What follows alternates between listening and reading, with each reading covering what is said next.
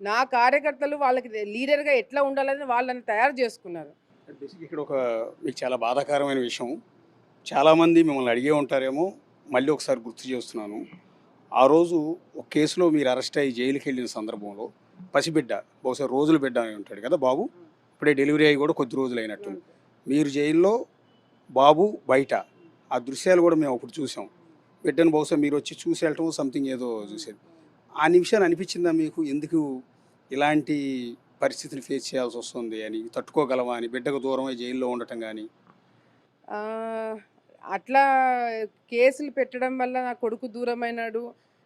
ఎందుకు ఈ రాజకీయాలు అనుకోలేదు గానీ, ఈసారి ఇట్లాంటిది ఏదైనా జరిగితే నా కొడుకుని ఏ విధంగా ప్రిపేర్ చేయాలని మాత్రం నేను అనుకోవడం జరిగింది.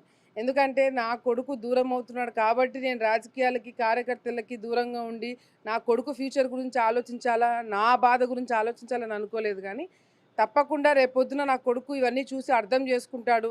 అదేవిధంగా నేను రేపొద్దున నన్ను మళ్ళీ ఏదైనా కేసులో లోపల పెట్టినా గూడా, నా కొడుకు ఇబ్బంది పడకుండా ముందే వాడిని ప్రిపేర్ చేయాలని మాత్రం నేను అనుకోవడం జరిగింది. జనాలందరూ గమనించారు. ఆ సింపతి బహుశా ఇప్పటికీ ఆళ్ళగడ్డ కాన్స్టిట్యున్సీ అని కాదు గానీ, రాష్ట్ర ప్రజలంతా గమనించారు ఆ దృశ్యం. ఎందుకంటే ఏ మహిళకి రాకూడని ఒక అతిపెద్ద సమస్య. అందులోని ఇంత చిన్న వయసులో ఒక మహిళకొచ్చిన కష్టం. రెండోది ఒక మాజీ మంత్రి. పర్టిక్యులర్‌గా మీరు అప్పటికి మాజీ మంత్రి. మంత్రి పదవికి రిజైన్ చేసి కూడా కొద్ది నెలలే అవుతోంది.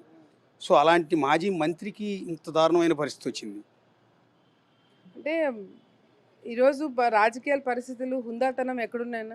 హుందాతనము, విలువలు అవన్నీ లేకపోవడం వల్లనే కదా ఇవన్నీ వస్తున్నాయి. ఇందాక నేను చెప్పినట్టు రాజకీయాల్లో ఆ విలువలు లేవు గాబట్టే ఈరోజు దిగజారే రాజకీయాలు, కాంప్రమైజ్ రాజకీయాలు జరుగుతున్నాయి.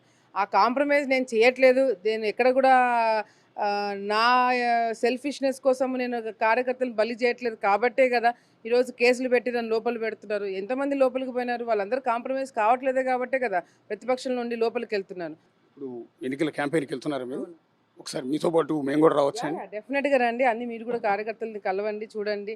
మీకు కూడా అర్థమవుతది. ఆళ్ళగడ్డలో కార్యకర్తలు ఎంత స్ట్రాంగున్నారో, ఎంత ముందు చూపుతో ఉన్నారు, ఎంత సపోర్ట్ ఉన్నారనేది మీకు కూడా అర్థమవుతుంది. ఒకసారి మాజీ మంత్రి అఖిలప్రియ గారు ప్రస్తుతం